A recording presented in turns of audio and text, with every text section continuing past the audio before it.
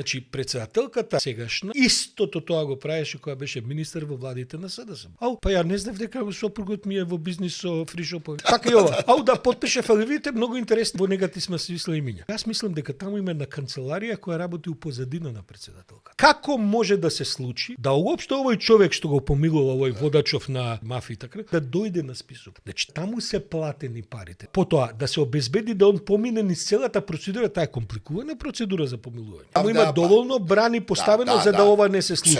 Бидејќи се случи, тоа значи дека тие брани се пробивани со нечие знаење. Мицко не се занимава со тоа на почетокот на мандатот и да каже сега ќе ви го да не ти кажам што мамето. Отиде ендек комисијава цела, а Гордана Силјановска ќе сме го прекршиле човековите права. Еден хаос за кој Мицко не покажува храброст да го разреши. А ја ти кажувам дека ова само првиот симптом за тоа како тоа уствари ќе тече.